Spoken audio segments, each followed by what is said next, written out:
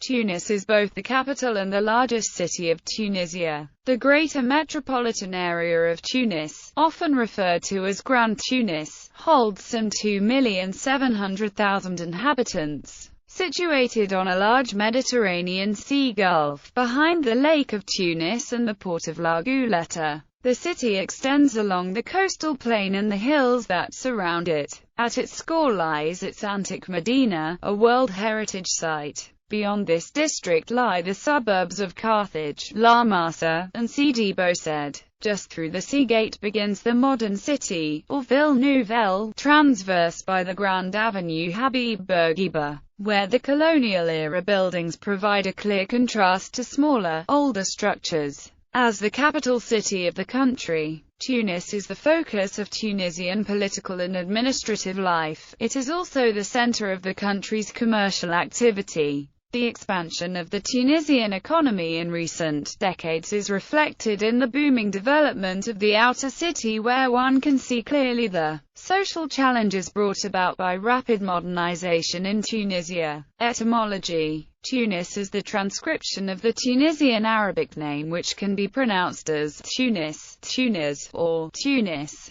All three variations were mentioned by the Greek-Syrian geographer al-Rumiyak out in his Mujam al-Budan. Different explanations exist for the origin of the name Tunis. Some scholars relate it to the Phoenician goddess Tanith, as many ancient cities were named after patron deities. Some scholars claim that it originated from Tynes, which was mentioned by Diodorus and Polybius in the course of descriptions resembling present-day Al-Kasbah in the center, Tunis's Old Berber, Burgade. Another possibility is that it was derived from the Berber verbal root ens, which means to lie down, or to pass the night. Given the variations of the precise meaning over time and space, the term Tunis can possibly mean camp at night, camp, or stop. There are also some mentions in ancient Roman sources of such names of nearby towns as Tunizar, Thunisuda, Thinishut, and Thunisa. As all of these Berber villages were situated on Roman roads, they undoubtedly served as rest stations or stops. History: Carthage. The historical study of Carthage is problematic, because its culture and records were destroyed by the Romans at the end of the Third Punic War. Very few Carthaginian primary historical sources survive, while there are a few ancient translations of Punic texts into Greek and Latin, as well as inscriptions on monuments and buildings discovered in North Africa. The main sources are Greek and Roman historians, including Livy, Polybius, Appian, Cornelius Nepos, Silius Italicus, Plutarch, Dio Cassius, and Herodotus. These writers belong to peoples in competition, and often in conflict, with Carthage. Greek cities contended with Carthage over Sicily, and the Romans fought 3 wars against Carthage. Not surprisingly, their accounts of Carthage are extremely hostile, while there are a few Greek authors who took a favorable view. These works have been lost. Recent excavation has brought much more primary material to light. Some of these finds contradict aspects of the traditional picture of Carthage, and much of the material is still ambiguous. Carthage 2013. Carthage 2013. Carthage 2013. Early history. The existence of the town is attested by sources dating from the 6th century BC. In the 2nd millennium BC, a town, originally named Tounes, was founded by Berbers and also over time occupied by Numidians. In 146 BC, the Romans destroyed Tunis. However, the city was subsequently rebuilt under the rule of Augustus and became an important town under Roman control and the center of a booming agricultural industry. Situated on a hill, Tunis served as an excellent point from which the comings and goings of naval and caravan traffic to and from Carthage could be observed. Tunis was one of the first towns in the region to fall under Carthaginian control, and in the centuries that followed Tunis was mentioned in the military histories associated with Carthage. Thus, during Agathocles' expedition, which landed at Cape Bon in 310 BC, Tunis changed hands on various occasions.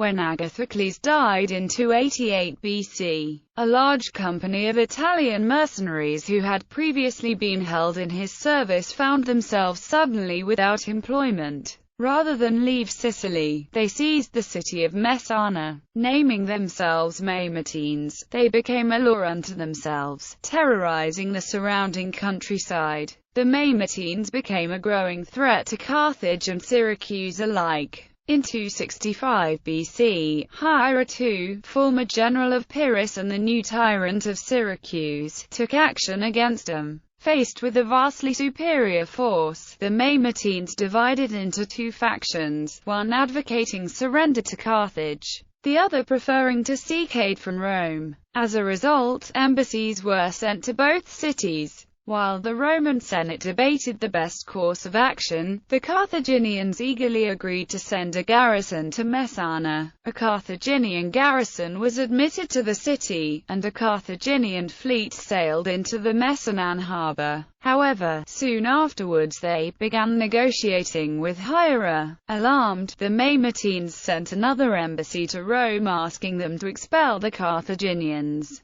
Hiero's intervention had placed Carthage's military forces directly across the narrow channel of water that separated Sicily from Italy. Moreover, the presence of the Carthaginian fleet gave them effective control over this channel, the Strait of Messina, and demonstrated a clear and present danger to nearby Rome and her interests. The Roman Senate was unable to decide on a course of action and referred the matter to the people, who voted to intervene. The Roman attack on the Carthaginian forces at Messana triggered the first of the Punic Wars. Over the course of the next century, these three major conflicts between Rome and Carthage would determine the course of Western civilization. The wars included a Carthaginian invasion led by Hannibal, which nearly prevented the rise of the Roman Empire. Eventual victory by Rome was a turning point which meant that the civilization of the ancient Mediterranean would pass to the modern world via southern Europe instead of North Africa. Shortly after the First Punic War, Carthage faced a major mercenary revolt which changed the internal political landscape of Carthage and affected Carthage's international standing, as Rome used the events of the war to base a claim by which it seized Sardinia and Corsica.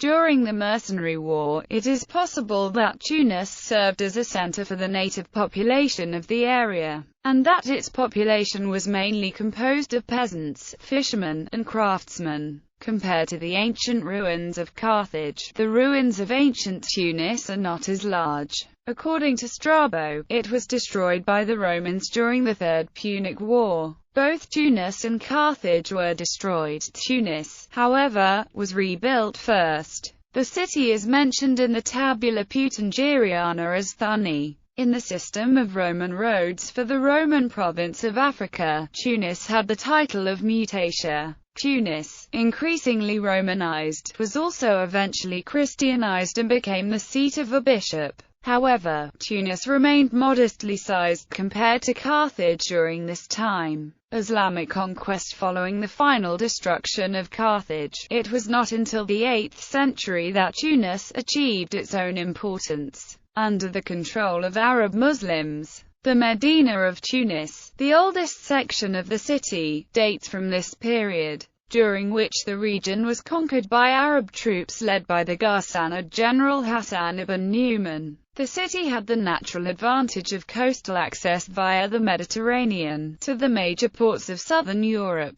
Early on, Tunis played a military role. The Arabs recognized the strategic importance of its proximity to the Strait of Sicily. From the beginning of the 8th century, Tunis was the chef-lieu of the area. It became the Arabs' naval base in the western Mediterranean Sea, and took on considerable military importance. Under the Aghlabids, the people of Tunis revolted numerous times, but the city profited from economic improvements and quickly became the second most important in the kingdom. It was briefly the national capital, from the end of the reign of Ibrahim II in 902, until 909 when the Shiite Berbers took over Ifriqiya and founded the Fatimid Caliphate. Local opposition to the authorities began to intensify in September 945, when the Kharijite insurgents occupied Tunis, resulting in general pillaging. With the rise of the Zirid dynasty, Tunis gained importance, but the Sunni population tolerated Shiite rule less and less, and carried out massacres against the Shiite community. In 1048, the Zirid ruler Al-Mu'izz ibn Badis rejected his city's obedience to the Fatimids and re-established Sunni rights throughout all of Ifriqiya. This decision infuriated the Shiite Caliph al-Mustanzir Billah. To punish the Zirids, he unleashed the Banu Hilal Arab tribe on Ifriqiya. A large part of the country was put to fire. The Zirid capital Kairouan was razed in 1057, and only a few coastal towns, including Tunis and Mahdia, escaped destruction, exposed to violence from the hostile tribes that settled around the city.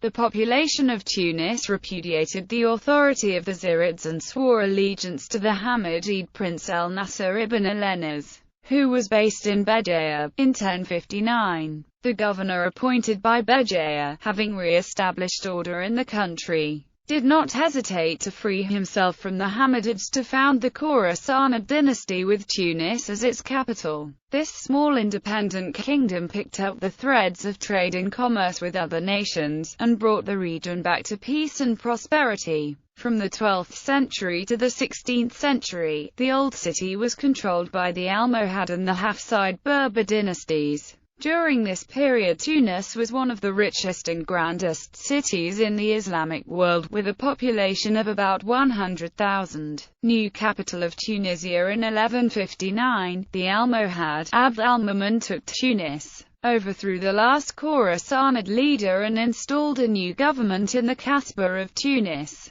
The Almohad conquest marks the beginning of the dominance of the city in Tunisia. Having previously played a minor role behind Kairouan and Mahdia, Tunis was promoted to the rank of provincial capital. In 1228, Governor Abu Zakaria seized power and, a year later, took the title of emir and founded the Hafsid dynasty. The city became the capital of a Hafsid kingdom stretching towards Tripoli and Fez. Walls were built to protect the emerging principal town of the kingdom, surrounding the Medina, the Kasbah and the new suburbs of Tunis. In 1270 the city was taken briefly by Louis IX of France, who was hoping to convert the Hafsid sovereign to Christianity. King Louis easily captured Carthage, but his army soon fell victim to an outbreak of dysentery. Louis himself died before the walls of the capital and the army was forced out. At the same time, driven by the reconquest of Spain, the first Andalusian Muslims and Jews arrived in Tunis and would become of importance to the economic prosperity of the Hafsid capital and the development of its intellectual life. Spanish occupation and Ottoman control. The Ottoman Empire took nominal control of Tunis in 1534 when Barbarossa Hayreddin captured it from the Hafsid Sultan Mulay Hassan, who fled to the court of Charles V, Holy Roman Emperor and King of Spain. Charles, suffering losses from the corsairs operating out of Jabar, Tunis, and Algiers, agreed to reinstate Mulay Hassan in exchange for his acceptance of Spanish suzerainty. A naval expedition led by Charles himself was dispatched in 1535, and the city was quickly recaptured. The victory against the corsairs is recorded in a tapestry at the Royal Palace of Madrid. The resulting protectorate lasted until the Ottomans retook Tunis in 1574. After 1591, the Ottoman governors were relatively independent, and both piracy and trade continued to flourish. In April 1655, the English Admiral Robert Blake was sent to the Mediterranean to extract compensation from states that had been attacking English shipping. Only the Bay of Tunis refused to comply, with the result that Blake's 15 ships attacked the bay's arsenal at Porto Farina, destroying 9 Algerian ships and 2 shore batteries. The first time in naval warfare that shore batteries had been eliminated without landing men ashore. Confronting the difficulties previously encountered, the Ottoman Ulus Ali Race, at the head of an army of Janissaries and Kabila, retook Tunis in 1569. However, following the Battle of Lepanto in 1571, the Spanish succeeded in retaking the city and re-establishing the Hafsid sovereign. Following these conflicts, the city finally fell into Ottoman hands in August 1574, having become an Ottoman province governed by a pasha who was appointed by the Sultan based in Istanbul. The country was not slow to attain a certain autonomy. Under the rule of D's and Moorish beys, the capital sprang into new life. Its population grew by additions from various ethnicities, among which were Moorish refugees from Spain, and economic activities diversified. To traditional industry and trade with distant lands was added the activity of the Barbary pirates, then in their golden age. Profits obtained from the trade in Christian slaves allowed the rulers to build sumptuous structures that revived the architectural heritage of the Middle Ages. At the beginning of the 18th century, Tunisia entered into a new period in its history with the advent of the Hassanid dynasty. Successive Hassanid rulers made great progress in developing the city and its buildings. During this period, the city prospered as a center of commerce. Taking advantage of divisions within the ruling house, Algerians captured Tunis in 1756 and put the country under supervision. At the beginning of the 19th century, Hamouda Bay faced bombardment by the Venetian fleet, and the city experienced a rebellion in 1811. Under the reign of Hussein Bey II, naval defeats by the English and French saw the French become increasingly active in the city and in the economy. Various sources estimate the 19th century population to have ranged from 90,000 to 110,000 inhabitants. During the later 19th century, Tunis became increasingly populated by Europeans, particularly the French, and immigration dramatically increased the size of the city. This resulted in the first demolition of the old city walls, from 1860, to accommodate growth in the suburbs. The city spilled outside the area of the earlier town and the banks of the lake, and the new districts were modernized with running water, lighting, gas, roads, waste collection, and communication with adjacent suburbs and the city center. The crafts and traditional trades declined somewhat, as the newcomers increased trade with Europe, introducing the first modern industries and new forms of urban life. Development under the French occupation. The French occupied the city from 1881 to 1956, having established a protectorate system of administration that recognized the nominal authority of local government.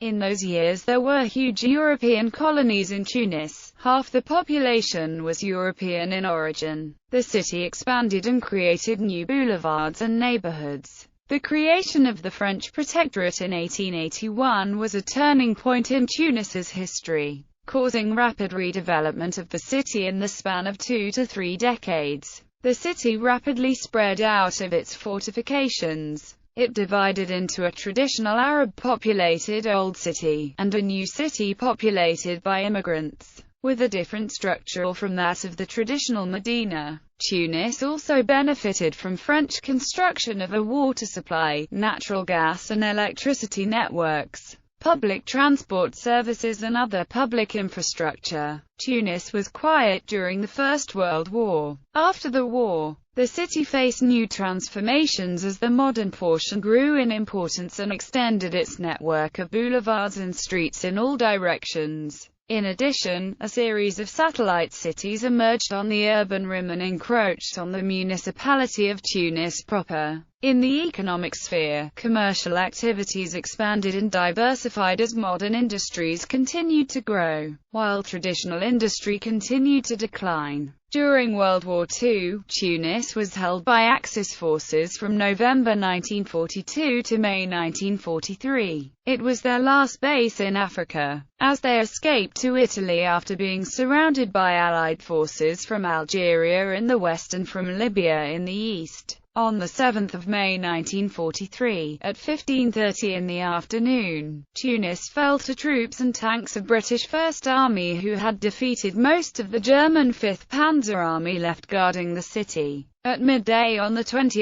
May 1943, the Allies held a victory parade on Avenue Marek or Galereni and Avenue Jules Ferry to signal the end of fighting in North Africa. Having succeeded in driving the Axis powers out of Tunisia, the Allies used Tunis as a base of operations to stage assaults against the island of Pantelleria, then Sicily, and finally Italy. Following the Second World War, suburbs grew up quickly around Tunis to facilitate rapid industrialization. Growth since independence. After independence in 1956, Tunis has consolidated its role as the capital. First with the establishment of a constitution stating that the Chamber of Deputies and the Presidency of the Republic must have their headquarters in Tunis and its suburbs. In a very short time, the colonial city transformed rapidly. As the city has grown and native Tunisians gradually began to replace the extensive European population,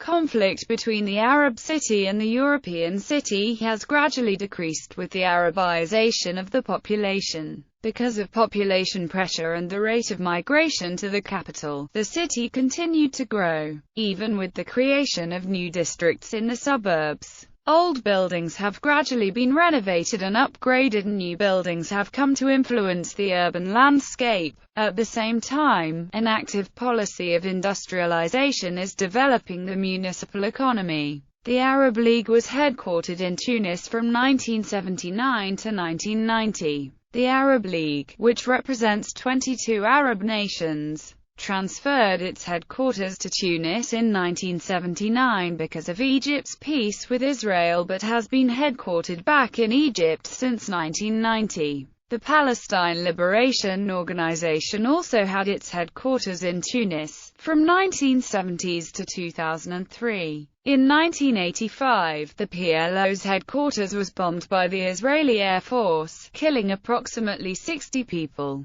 21st century. Many protests took place during the Arab Spring of 2011-12. On the 18th of March 2015, 2 gunmen attacked the Bardo National Museum and held hostages. 20 civilians and 1 policeman were killed in the attack, while around 50 others were injured. 5 Japanese, 2 Colombians, and visitors from Italy, Poland, and Spain were among the dead. Both gunmen were killed by Tunisian police. The incident has been treated as a terrorist attack.